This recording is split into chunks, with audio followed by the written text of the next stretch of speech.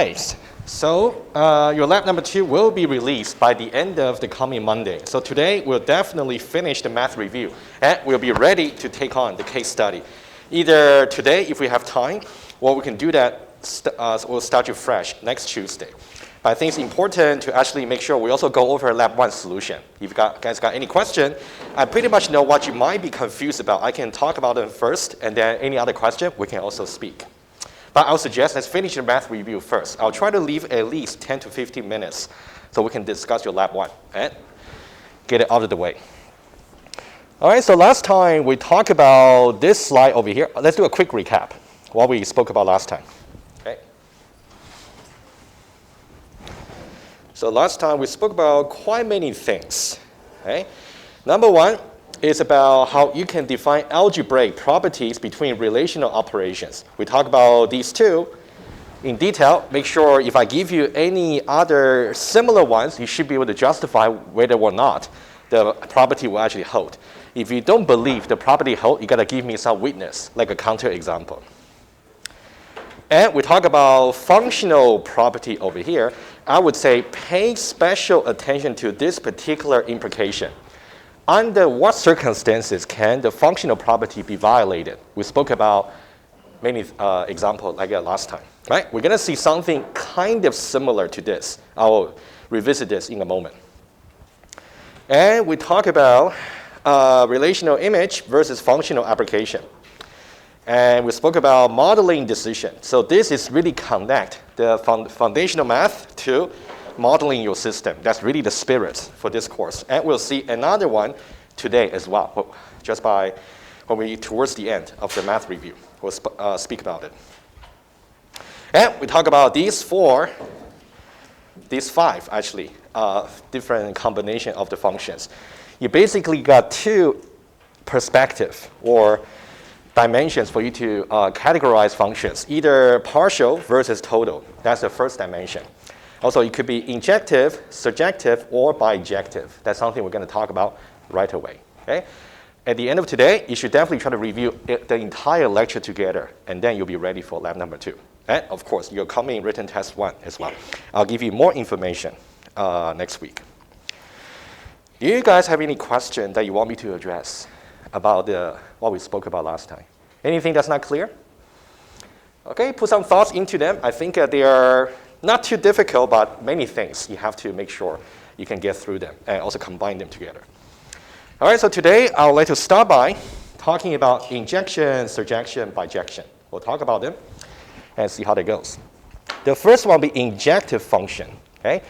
Let's now start by studying the formal definition. But before that, what's the intuition behind an injective function? Of course, injective function, number 1, it is a relation. No doubts. Also, it is a function.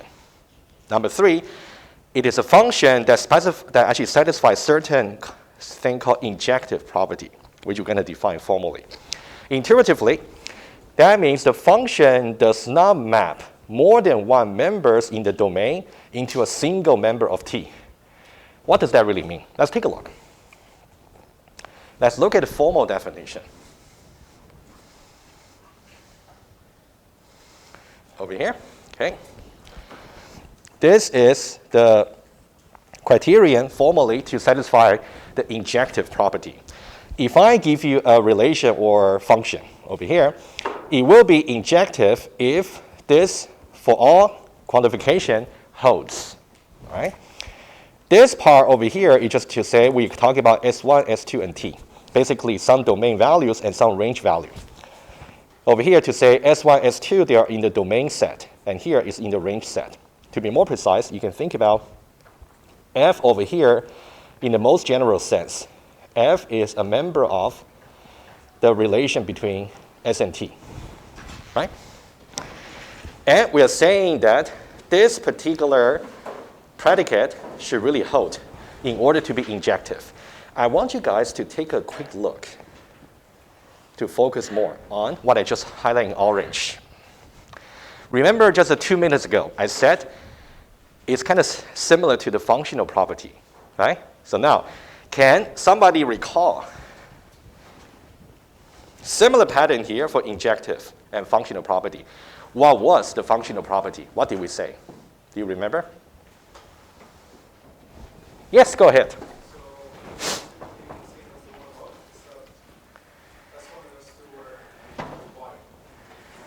S1 and S2? Yeah, the second part, okay, it's kind of similar here. Not exactly there, you're getting there. Okay.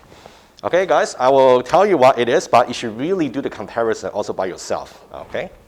If you review the functional property, which I'll put over here, functional property.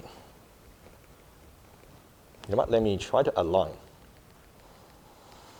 It goes something like this. We got S and T1, T2. S, T1.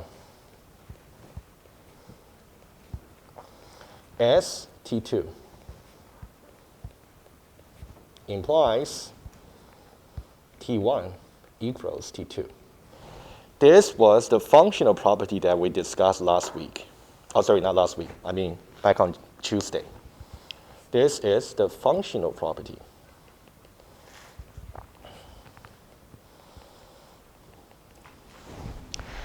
They are similar, but they said two things very different. Right? They're similar. Okay? When you talk about functional property, you're saying that for the same domain value, it would be violating the property if T1 and T2 over here are distinct values. That means a single value is mapped to more than one value. Right? That's what we said last time. What about injective property over here? If you look at that, if you got two domain values that are mapping to the same range value, it would be violating the injective property if these two domain values are not the same. That's how you can disprove the implication, right? Okay. So let me just say a little bit more over here. 2 violates the injective property S1 not equal to S2, and S1, S2 both map to the same value T. All right, we'll see example. But this is something you want to convince yourself that's really the case. I just try to give you some intuition. And later on, we're going to talk about how we can formulate like a programming arrays using functions relations. That is also something you can draw a connection to. Okay, we'll do more exercises towards the end. All right, let's now, based on this definition here, let's take a look at example here, right? So remember, for injection, it can either be total or partial, right? Let's not throw what we learned last time away, right? So that's the first dimension. Given a function that's injective, you can also try to see whether it's partial or total, all right? Let's take a look. Just to start with, you can see this is the symbol. Oh, by the way, I mentioned about this symbol over here, right? I presume you already studied that, okay? So I don't need to remind you too much, okay? We can save a little bit of time. So here we say that we want a, excuse me. So this will be the set of all partial injection between these two sets, okay? Just for the first one, I will just remind you what they really mean. If you look at just this one here, this one here tells you the set of all possible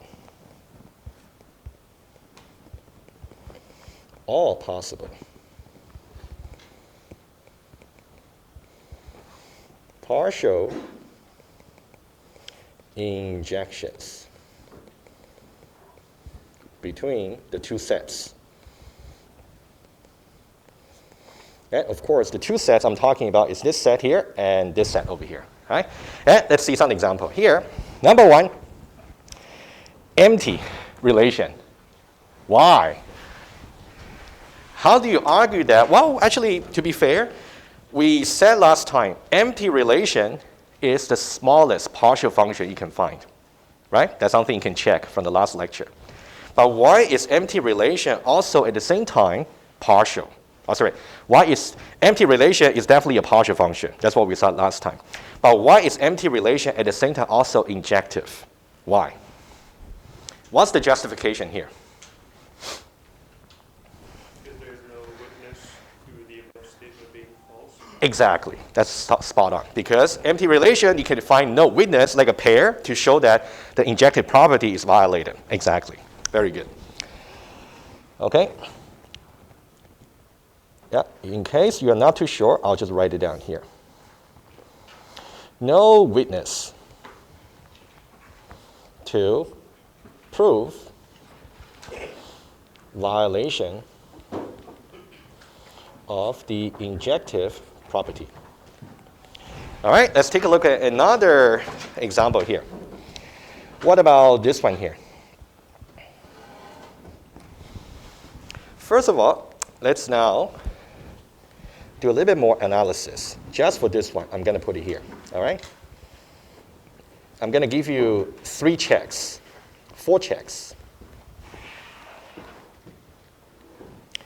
Number 1, number 2, number 3, number 4. Number 1, is it a relation? Number 2, is it a partial function? Number 3, is it a total function? Number 3, is it an injective function? 4 questions here. Sorry, the space is a little bit limited, but you pretty much follow what I said. What about number 1? Is it a relation? How did you figure? It's a set of pairs, right? Very good. Okay, this one, yes. Is it a partial function? Okay, why? Well, let me just answer. I'm pretty sure you know, right? Because you can see for each domain value here, 1 is mapped to at most 1 value, which is A. 2 is mapped to at most 1. 3 is mapped to at most 1. You cannot find any 2 pairs where the domain values are the same, but the range values are different, right? You cannot find them. So it's a function. And whenever you say it satisfies the functional property, it's a partial function automatically, right? Is it a total function? I heard yes. Why? Exactly. 1, 2, 3 here are exactly 1, 2, 3. It is also a total function. Is it an injective function? That's a new bit. In this case, it is. Okay. For the first one, I'm going to go over with you. How do you tell intuitively? You want to make sure if over here, injective function over here. Let me see. Yes. The same. Give me a moment. Let me check some notes very quickly. Yeah, I know. There might be some. Yes. Absolutely. Sorry, I was just confusing myself. I beg your pardon. But that would be very worthwhile to put another example there. Okay, I think that's why.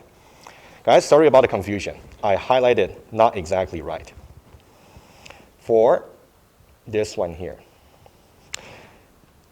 I really want to do this properly, otherwise I'll confuse everybody, right? My apologies. I'll make sure I'll be more careful later. Okay, let me start from the beginning. What I really meant to highlight is this one here. That's a single function, yes. And this is another single function over here. And if you look at the next example there, I put them together into a single function. But that one there is not injective. Right? Make sure I'll start from scratch, right? I don't want to confuse you. Let's do it again. For this one over here, just for the first one, right? It's only a single pair. It is a relation, for sure, set of pair. Is it a function? Yeah. It is a function, yes, absolutely. Because you cannot find any single domain value that maps to 2 range value. Is it a partial function?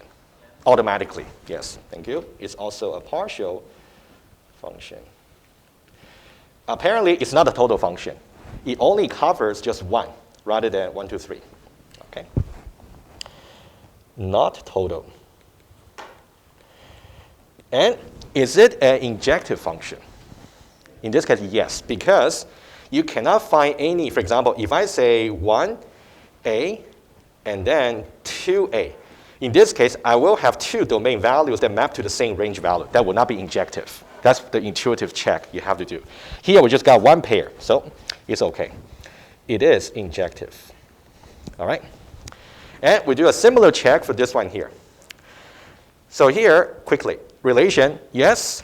Function, also yes, because 2 only maps to A, 3 only maps to B. Automatically, it's a partial function. Is it a total function? No, because only cover 2 and 3, but not 1, 2, 3. And finally, is it injective? Now, we got more pairs to consider. It's injective because the only 2 domain values we have, they map to not the same range value. So it is injective. All right? Good. Let's now take a look at some counterexample that's not injective, which is what I really meant to talk about. There's one here. Yeah, this also tells you when you look at a written test, I'll try to be more explicit about the syntax when I write in the test, but always look for the brackets, which I did wrong, right? Don't be like me.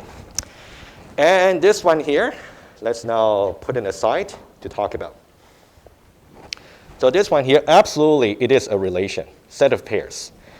It is a function because we got distinct domain values, and each one of them maps to at most 1 value over here, not more than 1. So that's a function. And of course, it's a partial function. It is a partial function. And is it a total function? It is, because we cover 1, 2, and 3. Total function. Finally, is it injective? If it is not, let's now try to show together. Right? What you want to find out is the antecedents over here. We want to find S1, S2, and T. In this case, S1, S2, and T. Okay, you can think about over here. Let me write down here precisely. So if you think about 1B is in the function, and 3B is also in the function. And you say that implies 1B and 3B, yep. And then we say 1 is equal to 3. Apparently, that's false, right? Think about what's happening here. You can think about this is S1. This is S2. And the B over here is the T. And we say that it should be that S1 is equal to S2. But this one here apparently is false. So it's a violation. So we basically got for the implication, true implies false. So it's a violation. So it's not injective. That's how you show it. All right? Are we okay so far? Hopefully I'm not going too fast, right? Okay. All right, finally, let's take a look at another one. This is another counterexample. That one's obvious. You can see this one here. It's not injective because you have different domain values that map to the same range value. So it's not injective, right? That was obvious. Okay, so now let's talk about something a little bit more strict. Rather than allowing any function that to be injective, now the function has to be both total and injective. If it fails any one of the criteria, it's not going to be total injection. Okay? Let's see. First of all, let's take a look at this expression over here. Okay? I'm saying that the left-hand side is the set of all possible total injection. All possible total injection. The right-hand side says none. Why is this equality here valid? Okay, anybody try to explain? Intuitively, it will be okay.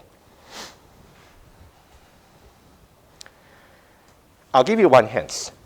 Try to think about, in order to be a total injection between these two sets, it has to be total.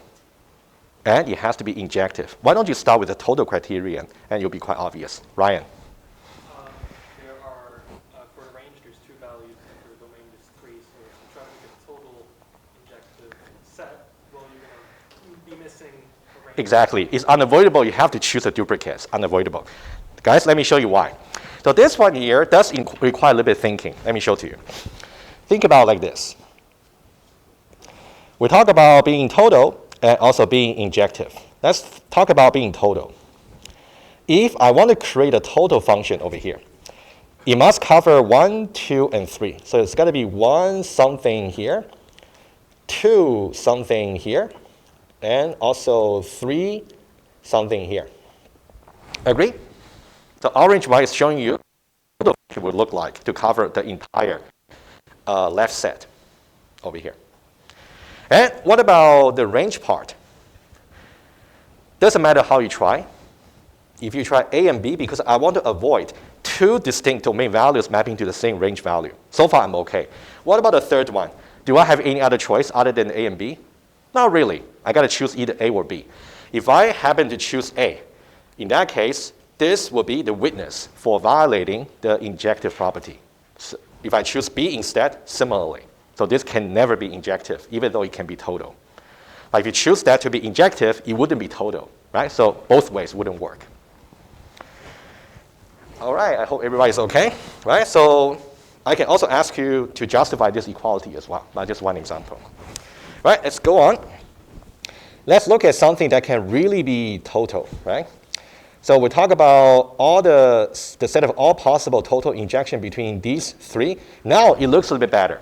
You can see the range set over here is at least large as the first set. So we have a potential, okay? And if you look at this guy here, the entire set, all right? Okay, let's do the normal exercise we have been doing. Number 1, it is a relation, no question.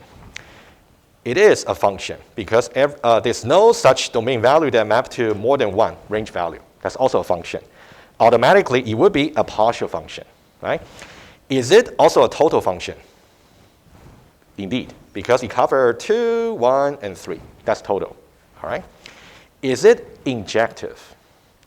What you got to try is, this is like a small function. You can try pairwise. For example, this pair, does it violate the injective property? Not really, because you can see these 2 domain values map to distinct range value. You can try another 2 pairs over here. 1 and 3, they map to different range value. That's also fine. If you try one more, if you try these 2, 2 and 3, distinct. D and C, not the same. So that's also fine. Okay? So that's how you can justify intuitively. All right. All right, let's see something that's not the case. And let's be a little bit more careful here. Let me use maybe purple. Okay, for this one here, let's see why it is not a member of total injection.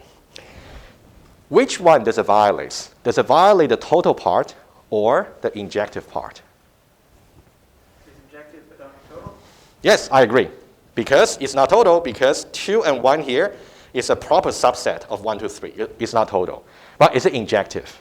It is, because distinct values of the domain map to distinct values of the range. So that's fine. All right?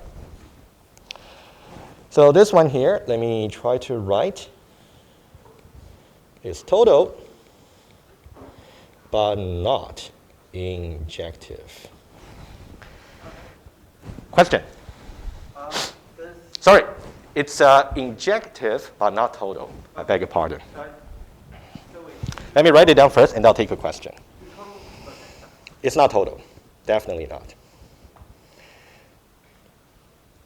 Not too sure what happened to me, making some mistake. Bear with me. All right, it's not total, but it's indeed injective. Yes, question? Right. So total injectives are all the values of the domain are represented, not necessarily all the values of the range. That's correct. So total only concerned about the domain. Okay. But if you want to concern about a range, it's the next slide, next page. It's something called surjection. That we'll get there. Okay. Yes, very good. All right, guys, last one here. What about this one? Is it total? Yes. 2, 1, 3. 1, 2, 3. Is it injective? No, because this different domain values, however, map to the same range value, is not injective. All right? So let me write it down, and then if you got any question, please let me know. Otherwise, we can leave it for your study. It is total, but not injective. All right. When we try to do the final modeling exercise today in the final page of the math review, I'll give you a little bit look ahead, but we'll talk about in detail. We're going to try to formulate an array as a function. That's what we'll try to do. When we try to formulate an array as a function, you have to think about what if the array happens to be an injective function? What does it really mean? All right, that's something we'll talk about. Okay. All right, if no further question, I think injective might be the worst. So that's why it takes a little bit longer. Okay, let's see the next one. All right. All right, let's now move on. So everything has been spoken about.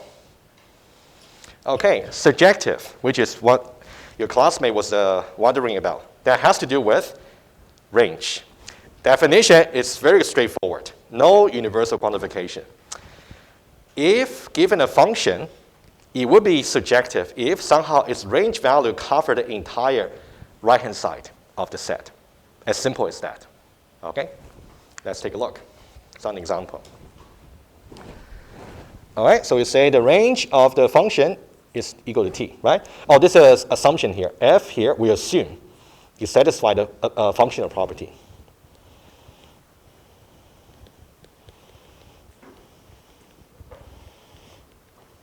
All right, let's take a quick look. And this time, I'm pretty sure I wouldn't make the same mistake. Let's consider this, and also consider this, right? Different ones, right? And if you look at the symbol here, that will be the partial surjection. So this expression over here tells you about the set of all possible partial surjections. And we are saying that this is one member. This is just another member. All right? Let's take a look at this one here. Is this one a partial function? It is, because 1 is not mapped to more than one value. 2 is also not mapped to more than one value. It's a partial function, for sure. And is it a surjection? It would be if the range value over here together can cover the entire set. Indeed, it is. All right? Not too bad, right? This one here is a relation. It's also a function. 1 only mapped to one value. 2 only mapped to one value. 3 only mapped to one value. Is it also a total function? Yes. 1, 2, and 3. And also, is it also a surjection? It is. A, B cover the entire set over here. Yes? Would the first set be considered injective as well because it covers B and A, partial injective? Oh, yeah. So if you I can also try to judge. Yes, in this case, it is also injective. Yes, at the same time. Yeah, because here we're focusing more on the surjection, so that's why we didn't talk about it. Yes, no problem. Yeah, so you can also at the same time you can judge to see whether these are also injection. That will be another exercise you can do. All right. Okay, so I'll make a quick notes for you. So this one here is a relation. It is a partial function. It is also a surjection, right? It's not injection because you don't have all the values right. You don't have all the values in the range. Injection, are you talking about? It's not an injection, you don't have all the values. No. It is an injection because remember the definition for injection. It will not be an injection if you can find two pairs where the domain values are different, but the range value is the same. That's the definition for injection. Oh, okay, maybe I missed. I think I did the comment in the middle. Okay. Yeah, so here they're different, right? They're different. Yeah, be careful. Yeah. All right, and then for this one here, oh, and this one is not total. All right, and then for this one here, it is relation, it is partial, it is also total, it is also surjective. All right, and the second one, how about this one here? Why is it not a partial surjection? What's wrong?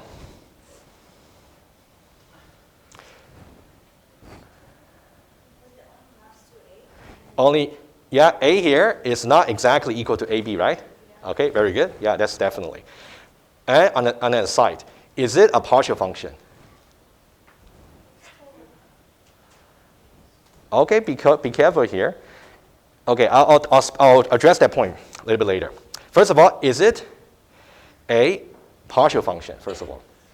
It is, because its function, it does not violate any functional property, right? Is it at the same time total? Also, right? Okay. One thing, be careful with some confusion. I want to mention that as an aside.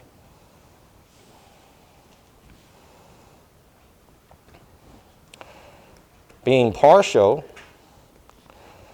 does not necessarily mean in general it is a total. Maybe, maybe not. If it is a total, that always implies it's a partial, right? You can also refer to the diagram we looked at last time. Yeah, I'm pretty sure that's what you meant. I just want to mention the point. Which one? This one, it is a total, yes. Yes. But since we are only asking for partial, you don't need to say it's a total, right? Yeah. All right, what about this one here? What's wrong? Which one does it violate? It's not a surjection, right? Because B and B, AB is not covered. All right, good. All right, finally, let's do this one here. Okay. Now we have more restriction here. It has to be a function. It has to be a total function. It also has to be a surjective function. Okay. And some example here. One here. Why is this a total surjection? I'll just be quick. Number one is total. 1, 2, 3, 1, 2, 3. Number two is a surjection. AB and AB. And don't forget also to check whether it's a function in the first place. It is. Because you cannot find any two pairs where you got domain values the same, but range value different. It's not the case for this one. So that's also fine. All right. Another example would be this one over here, right? Total, 1, 2, 3. And also surjection, yes, AB. And you can also double check it's also a function. It does not violate the functional property. All right. And what about this guy here? What's wrong? Number one, is it surjective? Because it covers A and B, right? But why would I say it's not a member? What's wrong? It's not total. Exactly. All right. Very good. Guys, you can kind of imagine what could be in the test to test you, right? All right. So this one here, let me just write it down. Surjective, not total. And this one here, just give you another combination. It is total, 1, 2, 3, but is it surjective? No.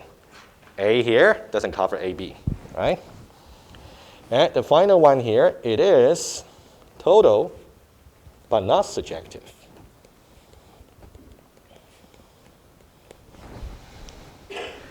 Okay. Yeah, second one maybe it's not as bad as injective. I think injective could be more confusing. Yes.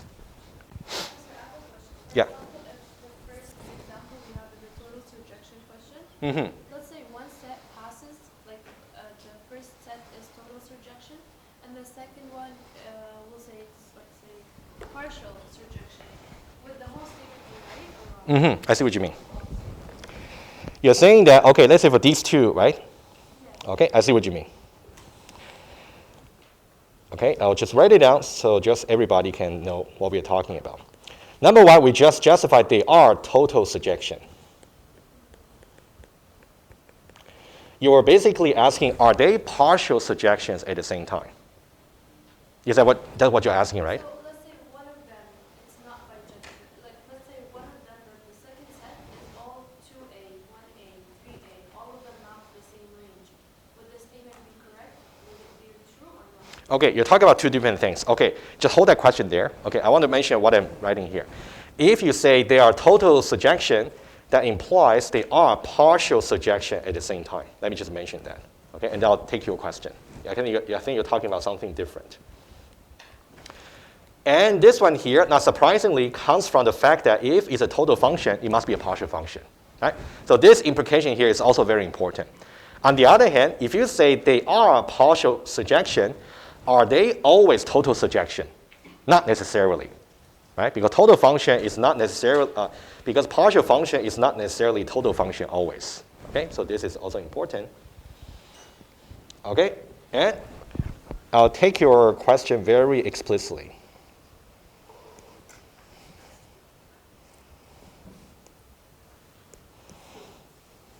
Okay, what do you want me to change?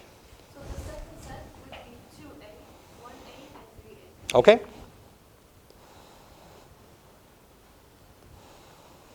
And you're asking what's going to happen, right? Very good. Okay. The original statement is a subset relationship. So we are saying that this must be a member of this, and this must be a member of this as well. So now, if you got this guy over here, so you want to ask yourself whether this is still a total surjection. Not anymore. So that's why it is not the case that both of them are members of the set of all possible total surjection. So it should be false. Okay? Yeah, good question here. So this one here, obviously, is not a member of the total surjection. 1, 2, 3, A, B.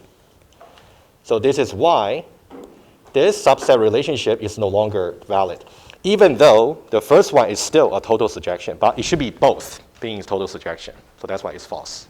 Yes. Okay, so it should be false. Okay, the next one, and then we'll take a short break. The next one will be something called bijection. By definition, it simply means it's both injective, surjective, and total. Right? So it should be rather easy to tell. If it violates any one of them, it's not good. All right, let's take a look. All right, let's take a look to see. And we saw this guy before, right? Right? We saw this one before when we talk about injection. All right? So this one here, we're saying that if you try to find the set of all possible bijections between these two, there's simply no such possibility. All right? Because having this and this, it's not possible to be injective in the first place. And also, it cannot be surjective because you just cannot be injective at the same time. This is something we talked about before. Cannot be injective. That means cannot be bijective.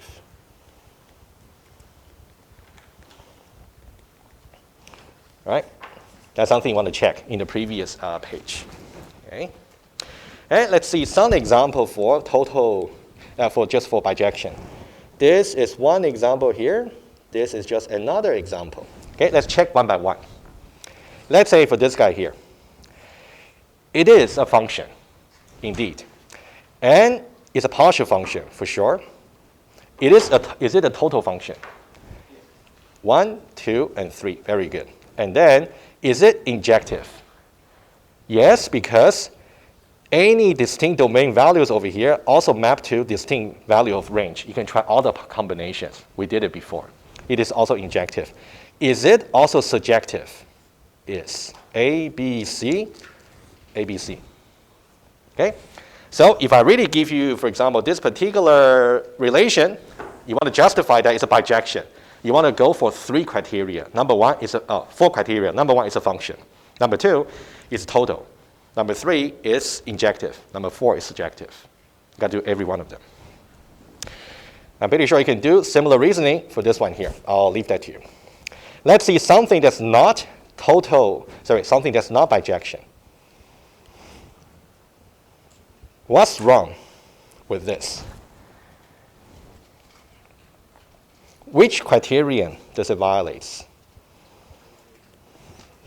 Total, right? I agree. 2, 3, 4 is a proper subset of this, not total.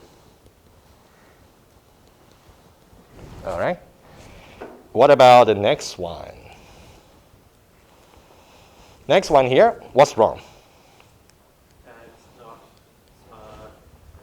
It's not injective. Oh, okay, is it injective, first of all? It seems to me It is, because you can see for one, you don't, oh, actually, so this one here is not injective. You're right. It's not injective because you got 1A and 4A. Different domain values, they actually map to the same range value. Yes, it's not injective. Is it surjective? A, B, C. A, B, C. It is surjective. Is it total? It is 1, 2, 3, 4. 1, 2, 3, 4. It is total. So it violates about the injective property. All right? Very good. Final one. Final one. And just to be complete, let's talk about each one of the conditions here. Okay, for this one here, is it injective? It is, because different domain values map to different range value. Indeed, it is injective. Is it surjective? No. AC, a proper subset of that. Not surjective. Is it total? It is, because you got 1 and 2. 1, 2. Yes, it is total. Right, you get a sense about how to tell different sets.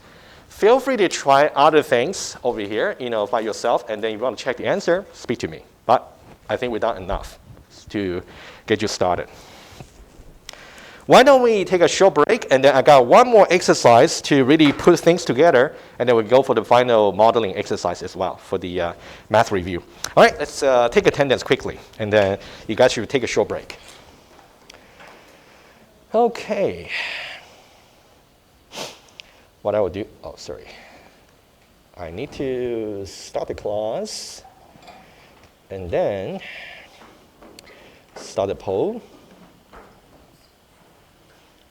There we go. Okay, check in, please. Yeah, if you got any trouble, please just come forward, and then I'll sign you up on the sheets.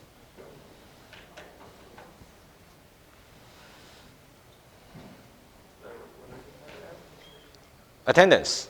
Oh, okay. Oh, okay. Yeah, please do it. I'll wait for you. Go ahead. Yeah, guys, we're doing attendance now. We are not staying idle. Please do attendance, and then you can take a break. All right? Give me a thumbs up when you're done. Oh, no. Just for him. I know you're done. Okay. You okay?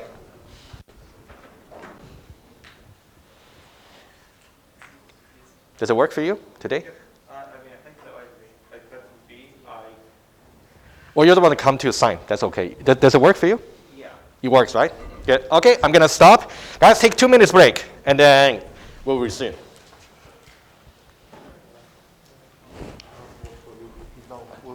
That didn't work for you? Okay. Yeah, of course. Let me find the sign-up sheet. Yes. Do you have a pen? You have a pen? I'm not sure if I have one. Oh, maybe you're lucky.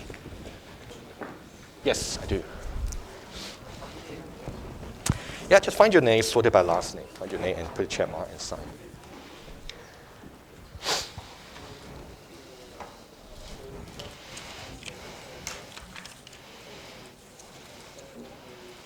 Oh, can you sign as well, please? Thank you.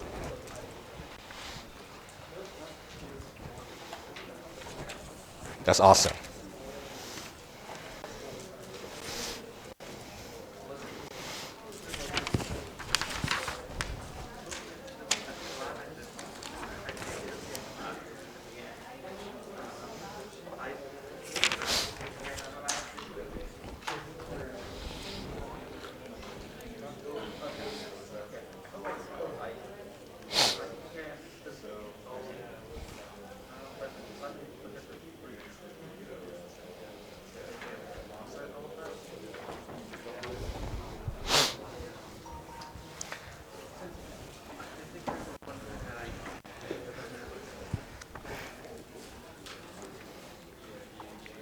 All right, guys, we resume in 1 minute, please.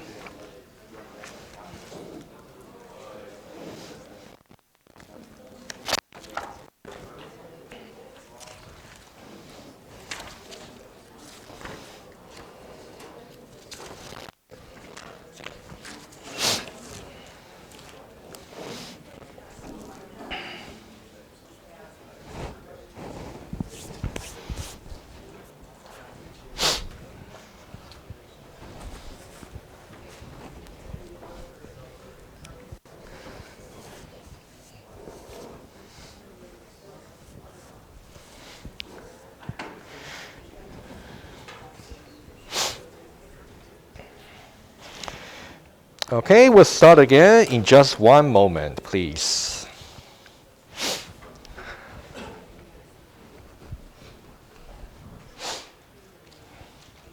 Alrighty. All right, let's get started again. So we got the final 2 exercises to conclude the math review lecture. So what should you do before next Tuesday? I would suggest try to review the whole thing, the whole lecture, put together predicates, proposition, sets, relations, function, everything together. And you're going to need them for understanding what's going on in lab number 2. You also will need that very badly for written test number 1. All right? And of course in the exam as well. I'll give you guys some practice questions next Monday or Tuesday, so you guys can also have some idea what the format can be. Right, let's do more exercises just to reaffirm your understanding. This one here, I quite like it. It's kind of visual. I'm pretty sure you guys have seen this kind of diagram, maybe back in your math course, right? Anyway, so let's do one by one. So we're going to check. Okay, let me just tell you what's going on here. We got not here. We got 1, 2, 3, and 4. All right? Think about the x and y here, for example. Here we're assuming that we're basically talking about this is one example of a member of some relation between x and y. Right? So for example, you can see here, whenever you see there's a link over here, that means the corresponding left and right will be in the domain and the range. On the other hand, you can see this one is somehow missing, so that's not in the range, right? Something like that, okay? And what we want to do is to fill out this table here, which is basically what we did before the break. For each one of them, the thinking about what is it function? Is it action? Is it surjection? Is it bijection? Did you realize I didn't really ask you whether it's a relation, right? It's a no-brainer. They are, because they are simply set of pairs. That is obvious. Okay, why don't we start with 1? Is it a partial function? It is. Number 1, visually it's very easy to see. How can we make it not a function? If there's at least one domain value that can be mapped to more than one range value, if that was the case, then it's not a partial function. Otherwise, it is. Okay, so it would be a partial function. Check. Is it a total function? It is, because you can see the domain over here covers everything in X. Right? Very good. Is it an injection? Well, how can we make it not injection? If you got, for example, 2 distinct domain values that map to the same range value, that would make it not injection. Right? That's visually. So it is an injection. Is it a surjection? Indeed, because you can see every value over here in the range is equal to exactly the right-hand side set. And given that it is total injection and surjection, by definition, it is bijection. It's a perfect example, right? Let's deal with other example where there might be one of the criteria will be missing. Okay? What about number 2? Let's go one by one. Is it a partial function? Yeah. Indeed, right? Is it a total function at the same time? Yes, because you look at this part here, 1, 2, 3. Every value in the X is in the domain. Is it an injection? Indeed. You don't see any 2 value here mapped to the same range value. You don't see that. Is it surjection? No, because this one here is missing. No. Bijection? No, because it has to be check, check, check, right? No check, so no. All right, you guys got the idea? Let's finish that quickly, and then we can go for the final exercise. Number 3, is it partial? Indeed. You cannot find any witness for violating the functional property. Is it total? Indeed, 1, 2, 3, 4, everything got some range value correspondingly. Is it injection? No, I already trained you for that. These 2 map to the same values. That's violating injective property, right? You can think about this one here and this one here. Violating injective property. No. Is it surjective? Indeed, because every range value here all the range value here correspond to y directly, right? I mean, all together correspond to y. It is. But since we failed one criterion for being bijection, so it's not a bijection. All right, final one, this guy here, all right? Partial function? Yes, all right. Total function? Yes, 1, 2, 3. Injection? Nope, because a similar idea, right? This one here, so here and here, not injection. Is it surjection? Nope, because you're missing this one here. Let me use a different color. You're missing this one, so it's not surjection. And there's no way it can be bijection, no. Right, you guys get the idea. Right? I think this one is kind of nice, but I would encourage you to really link the justification here back to the formal definition for each one of them. That will also help. All right. Yep, in the assessment, I might give you some diagram for you to judge. You can put some justification there, or I might just give you like a concrete pairs. That, you know, either one is possible. All right, the final slide for the review. And then I think I will do the lab 1 solution walkthrough anyway. If you got any time left, then we can do a little bit of case study. But if not, I'll start you fresh on Tuesday next week. Modeling decision, right?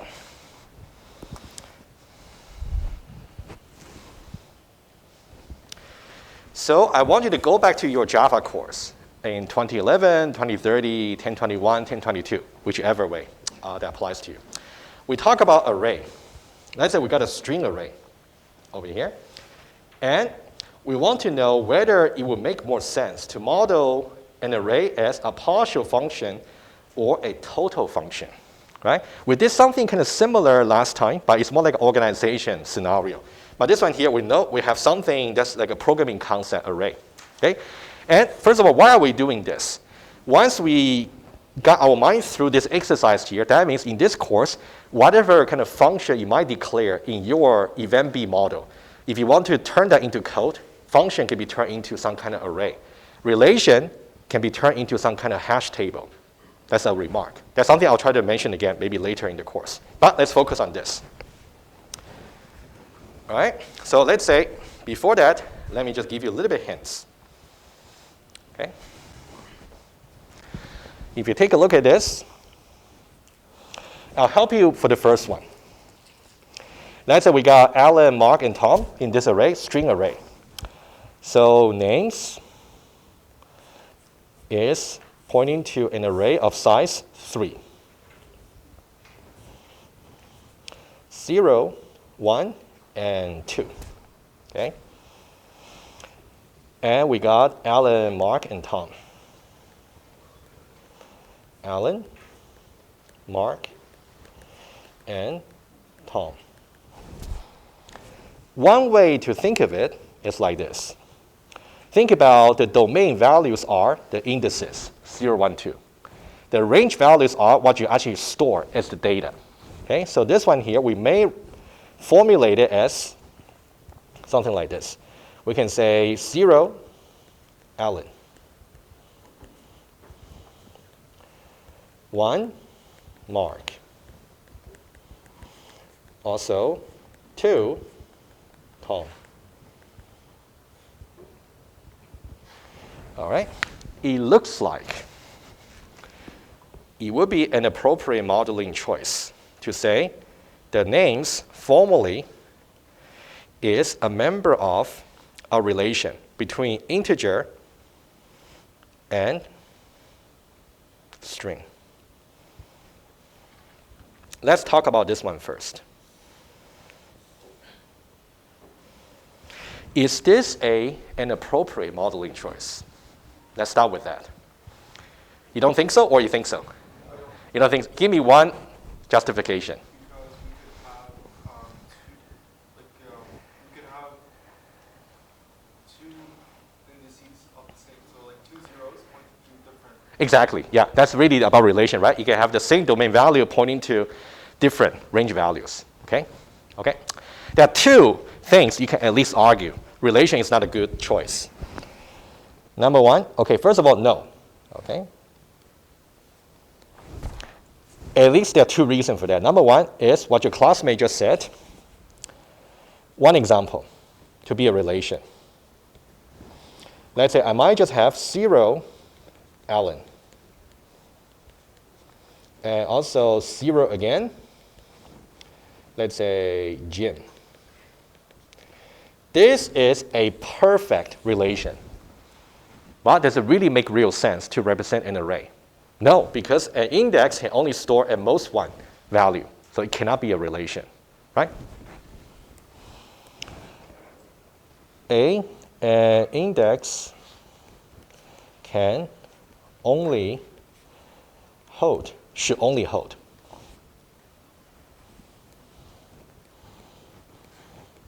Only hold at most one value. Right? That'll be justification number one. And what about number two? Okay. Number two actually has to do with a little bit about function, but I'll mention that anyway. Yeah. Number two here. You gotta be very careful. If you say it's a general relation, right? What about indices? Yeah, go ahead. They can be negative, exactly. Yeah. So if I say, for example, I might say -1 stores maybe Jonathan. And also I might say maybe 3 stores maybe another person, let's say Peter.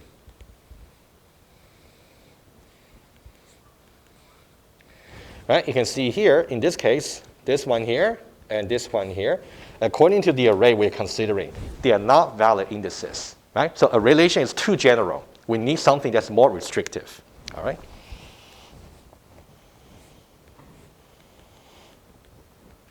Invalid indices, all right? So it has to be a function, okay? But let's go back to the original question. Does it need to be a partial function or a total function? Yeah, go ahead.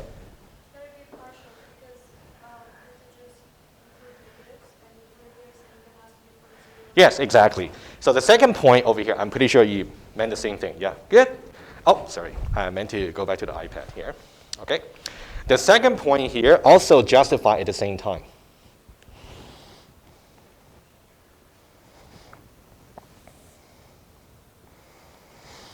Justify at the same time a total function.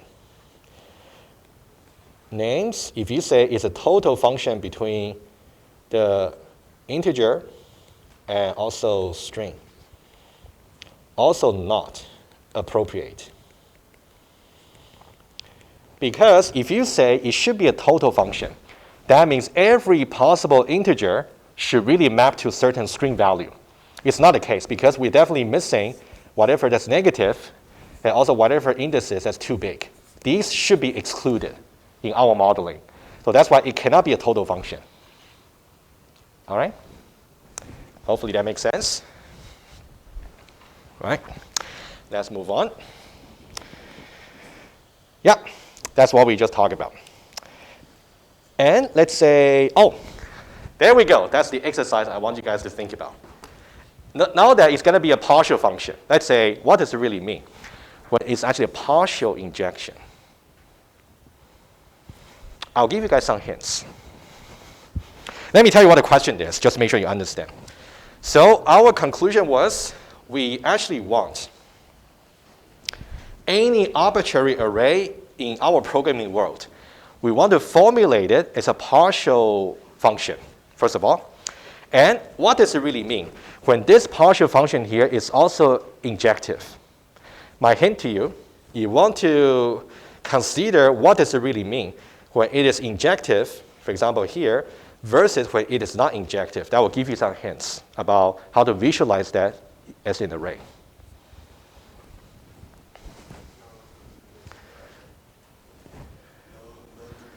No duplicates in the indices or in the elements. In the element, exactly. Very good. All right. Now let's say this. So let's say if I got an array over here.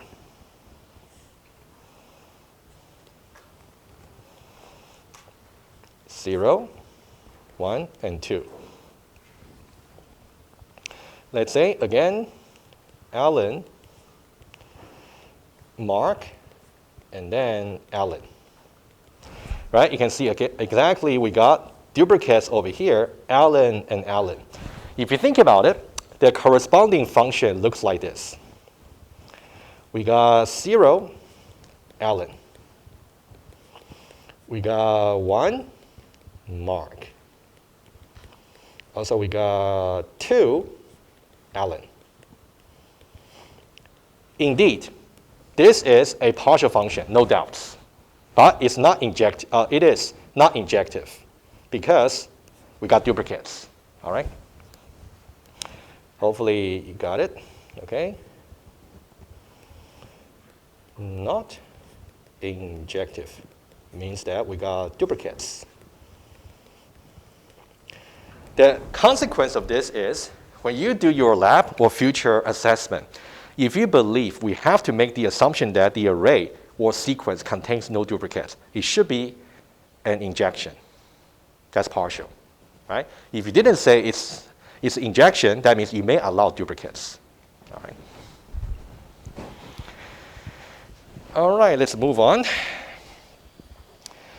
All right, let's talk about this. Now, can the partial function of an array also be surjective? It may be. Okay, but let's say, what does it really mean?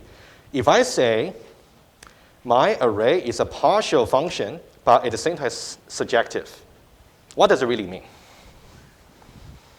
Remember, surjection has to do with range values. Absolutely. But to be more precise, remember the definition for surjection is it should cover the entire right-hand side set. In this case, integer, right? Because integers goes to infinity. Oh, but I would say, yeah, maybe I should really be a little bit clear. So you can think about this integer here. In our programming world, it would be, for example, 2 to the 32 bits.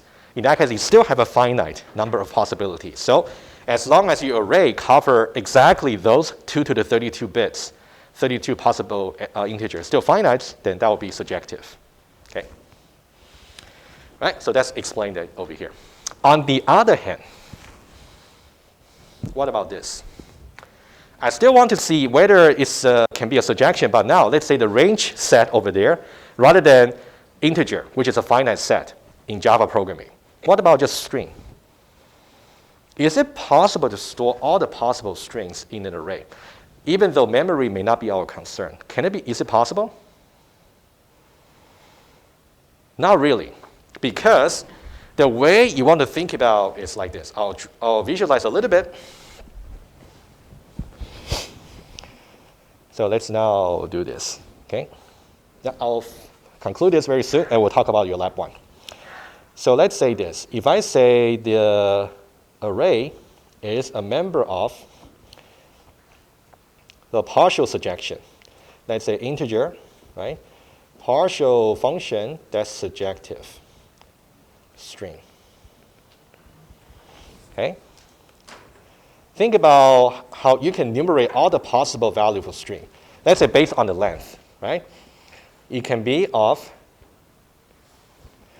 length can be 0, can be 1, can be 2, all the way to infinity. So it's not possible, right? You just don't have a way to enumerate all the possible string. Even for length is equal to 2, you also got to think about it could be AB, it could be BC, and etc. It's way too many possibilities for you to think about, so it cannot be surjective.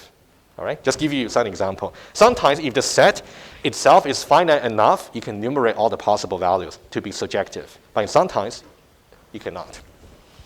Okay. Okay, what about bijection? Oh, you got a question there? Yes.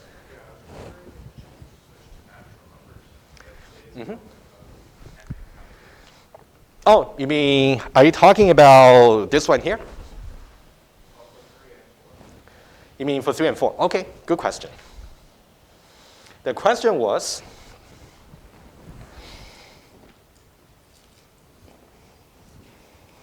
when we talk about array, Okay? So what we have is, let's say array in the most general sense will be integer partial function. Let's say integer, doesn't matter. Let's say some data, some objects. You were asking, is it really necessary to change this one to be just natural number starting from 0? It's not necessary. I'll tell you why. Because we already said it is partial. That means there is a possibility that there will be some domain values in here that are undefined for some range value. So that already excludes all the integer value. If you put this one here, it's still problematic, I can tell you. Because this one here, if you say that's total function. If I say A is a member of, let's say, natural number total function objects, let me ask you a follow-up. Do you think this is appropriate? Because even though you exclude all the negative indices, but still you're requiring all the possible indices to be there, but it may not be, right? Good. Okay, so this is okay. This is okay because we already got a partial notion, so that's fine. And this one over here is not okay. Because indices may be too large. Maybe too large. Okay, there we go. All right, bijection cannot be because we already argued that it cannot be surjective in some cases, right? So it cannot be bijective. So I think we got quite many things discussed in a single slide. We're talking about, number one, in order to model an array formally, it has to be a partial function to begin with. It cannot be a relation. That's number one. Number two, we argue that there might be different cases when it is injection, when it is surjection, when it is bijection. You want to make sure you're clear about each case. Right? So these are the modeling choices you have to make. Think it through, and then you want clarification, let me know. I don't mind revisiting this again, but you want to think it through first. That's about everything of the math review. Took us actually quite many classes to really go through, but I think it's worth our time. For our first case study, we are mainly going to use the predicate logic part for the math review, the bridge controller. For the second case study of the FTP protocol, we actually will need the sets relation functions. But for your written test one, I'll make sure I will need to see if you really understood the concept for the math review lecture. Yeah, review them, and then let me know if you got any question. And this will be some extra problem for you to think about. So we go back to that where is function in the first modeling decision problem. Now you want to think about different cases. I'll let you think about it, and then we can revisit later. All right, any question? All right, I got about 10 minutes-ish, or maybe less. Why don't we speak very briefly about your lab 1, and I'll start you fresh for the case study. We can finally start building the bridge, okay, next Tuesday. Okay, let's now talk about lab 1. Let me talk about the number one biggest confusion, okay? I'm pretty sure number one here is about the transfer. All right? Let me just go to transfer operation first. Okay, transfer here. And then how can you do withdraw and deposit at the same time, right? I'm pretty sure almost all of you maybe ran into you cannot really try to update the same variable twice, right? Problem, okay? I'll try to explain again what that really means. It has to do with the semantics or meaning of this kind of action here. I will do that later. But for now, our workaround, let's say, is you can use the overriding operation. All right, so this will be the overriding operation.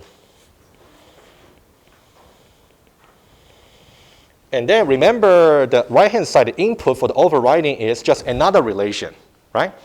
Everything that's over here, it has to be agreeable, has to be agreed by the new relation that we're going to generate. So we are saying that the new balance for A1 is going to be its O balance minus V. And the new balance for A2 is going to be its O balance plus V, right? Deposit and withdraw, okay? And I would suggest we do one quick exercise together. How can we rewrite this to make it a little bit more readable? In order to rewrite it, we will need to use the algebraic property that we went through in class. Okay, let's take a look. Basically, what we are saying is B will be assigned to. That's not really recommended how you pronounce that, but that's okay. For now, I'll just say assigned to. Okay, you can say this set over here, okay, is like a T. Okay, I'll save a little bit writing. Let me say that's T. Union with the original function for balance, but filter out everything that's in the domain of T, right? It's going to be the balance function over here, but it's going to subtract everything that has to do with the domain of the T, which will be A1 and A2. Okay.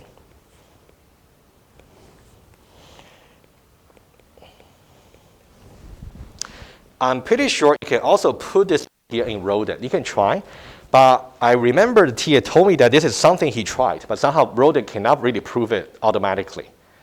So what depends, if the test itself doesn't require the proof to be discharged automatically, you might be just okay. But I would say, at least logically speaking, these two are equivalent.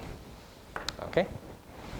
Guys, are we okay with this? This corresponds to some exercise we did earlier, right? Just want to make sure, right? Okay. So we're saying that we're going to get the original balance function, but disregarding A1 and A2 because they have been updated according to T. Right? That's why we take the union. This will also work. I believe that might be the number one most confusion. All right? Make sure you can do it. And let me talk about another one quickly. The lab number 1 did not really ask you to really do requirements number 8. Okay? However, I still put it there. This one here, requirement number 8, somehow contradicts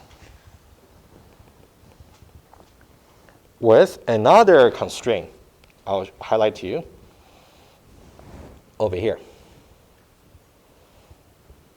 Okay, take a look. Now I want you to look at these two together. One here, and also one over here. Okay? Now, why are they contradictory? One thing to note, invariant number 3 is based on the E description number 3. Invariant number 7 is based on the requirement number 8, which says that the sum, the cash flow of the bank should be non-negative. You can check back. But why are these two contradictory? Okay, anybody see that?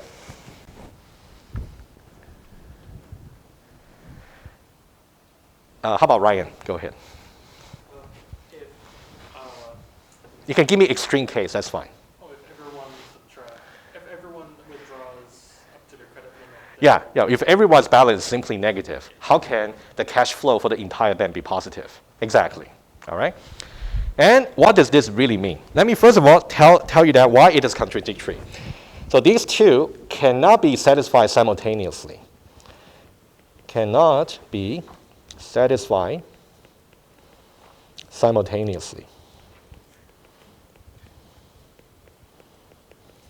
For example, when every account has minus C balance, in that case, there's no way the sum can be just larger than 0. No way. All right? And what's wrong here? Do you think our formulation is wrong or something else is wrong? That's a critical question. That kind of explains why we need this course at 4315. Anyone want to share? The formulation of environments E description 3 as this for all is correct, number 1. The formulation of requirements number 8 together, the formulation of requirement number 8 as this proposition here is also correct. These two are correct by themselves. However, the fact that the original requirements document put them together is wrong. So this, that would confuse me. Yes. So this actually is a lesson for us to learn. Whenever you elicit a requirement from customer, sometimes they don't necessarily know what they're talking about. They may just give you so many requirements, but they contradict with each other. So you ought to really find out if all requirements together can be satisfied simultaneously. If they cannot, you should really point this back to your customer. All right? That's a lesson we learned. All right? Question? For the guard for the withdrawal, so that if the D is less than 0, then we will reject the withdrawal. Yeah, it might be, okay, I guess you are suggesting that in order to satisfy both of them, well, you may want to suggest maybe something to make the guard of withdrawal stronger, so the balance never go below 0. But in some way, it's violating the spirits of this one here, because this one here does allow the balance to go down to minus C. Now you're saying that I want to maintain the balance of everyone to be always above 0. You may do that, but you're still violating the spirits of the requirements document. Yes. So for that, I just said, I think I recall I said I like to put it either as a requirement. Hey, it's allowed to go minus C. We aren't allowed to withdraw if it would break requirement. If it would break. No, the spirit for the requirements, you might go down to minus C. You should really allow that, right? You should not say, rather than going down to minus C, you should always stay above 0. That would not be consistent with that. Ryan? Would another requirement that wouldn't violate the spirit, that could solve this Mm-hmm. problem, what if every active count, the total negative for every, Maybe let's talk about your thoughts, maybe after class. If that's good, I'll share. Okay? All right, guys, a final remark about Lab 1, okay, before I let you go. I think other events and constants and axiom invariant, they are pretty consistent with what's said in the documents, in the tutorial. You should really go over them. And if you got any trouble understanding it, let me know. Otherwise, we'll leave it to you, right, for Lab 1.